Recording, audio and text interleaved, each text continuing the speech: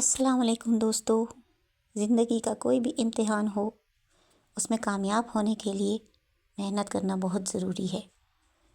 तो कामयाबी चाहते हैं तो अपने मकसद पर डटे रहें, अल्लाह पर तवक्कुल करें, अपनी ज़ात पर भरोसा करें, अपनी गलतियों से सीखें और मुसलसल अमल करते रहें तो ज़रूर कामयाबी आपके कदम चूमेगी। वो जो कहते हैं ना, हिम्मत मर्दा मदद खुदा। तो दोस्तों, आगे बढ़ने से पहले अगर आप मेरे चैनल पर न्यू हैं तो प्लीज़ मेरे चैनल को सब्सक्राइब कीजिए और अगर रेसिपी आपको पसंद आए तो प्लीज़ इसको लाइक कीजिए। अपनी कीमती राय का कमेंट सेक्शन में इजहार कीजिए। फ्रेंड्स एंड फैमिली के साथ शेयर कीजिए। ये आपका प्यार, आपकी सपोर्ट, इसकी हमें हर वक्त ज़रूरत रहती है। आज हम अपने किचन में बना रहे हैं बोंग का गोश्त। ये इंतहाई लजीज और मज़ेदार बनता है। जायका में अपनी मिसाल आप होता है और दिखने में भी ये बहुत ज़बरदस्त और शानदार होता है। तो चलिए जी, शुरू करते हैं। बिस्मिल्लाहिर्रहमानिर्रहीम। यहाँ पर हमने 1 किलो बोंग का गोश्त, 4 से 5 मीडियम टमाटर, लहसुन अदरक का पेस्ट और 1 टेबलस्पून सॉल्ट, 1 टेबलस्पून सूखा धनिया, 1 टेबलस्पून रेड चिली फ्लेक्स, 2 से 3 टेबलस्पून वाइट विनेगर, साथ में 1 cup cooking oil. Cooking oil को हमने पतीले में डाल दिया है और अब हम इसमें ये देखें, गोश्त सारा जो है वो इस तरीके से इसमें डाल देंगे। ये सारा गोश्त अब हम इसकी भुनाई करेंगे। साथ में हम ये सारे मसाले जो मैंने आपको बताए हैं और इसमें 1 चम्मच भर के अजवाइन का भी हम डालेंगे। उसके अजवाइन के साथ इसकी लज़्ज़त में और ज़्यादा इजाफ़ा हो जाता है।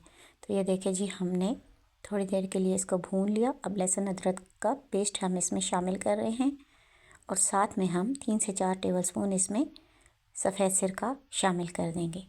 अब हम इसकी भुनाई करेंगे अच्छे से, ताकि अदरक लहसुन के कच्चापन भी ख़त्म हो जाए और साथ में गोश्त जो है वो अच्छे से भुन जाए। इसकी भुनाई करने के बाद थोड़ी देर के लिए हम इसको ढक कर पकाएंगे। और यहाँ पर जो हमारे पास 5 मीडियम टमाटर पड़े हुए थे, उनकी प्यूरी हम तैयार कर लेंगे। ये देखें जी, गोश्त की भुनाई अच्छे से हो रही है, माशाल्लाह मज़े की खुशबू आ रही है और कलर भी गोश्त का चेंज हो गया है।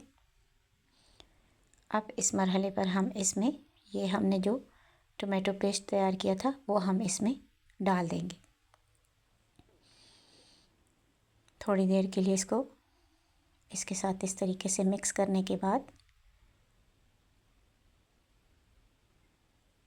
इसको अब हम ढक कर पकाएंगे 40 से 45 मिनट के लिए लो मीडियम फ्लेम पर, ताकि गोश्त जो है वो अच्छे से गल जाए। ये देखें जी, बिल्कुल आसानी से इंतहाई लजीज, खुशबूदार, जायकेदार बोंग का गोश्त जो है वो हमारा पककर तैयार हो चुका है, गल भी चुका है, कलर भी बहुत शानदार आया है, खुशबू भी ज़बरदस्त किस्म की आ रही है। अब हम इसको गार्निश करेंगे चंद हरी मिर्चों के साथ और कुछ लहसुन के, अदरक के कटे हुए टुकड़े। इससे लज़्ज़त में भी इजाफ़ा होता है और जायके में भी इजाफ़ा होता है। तो ये हमारा बोंग का लजीज गोश्त तैयार हो गया।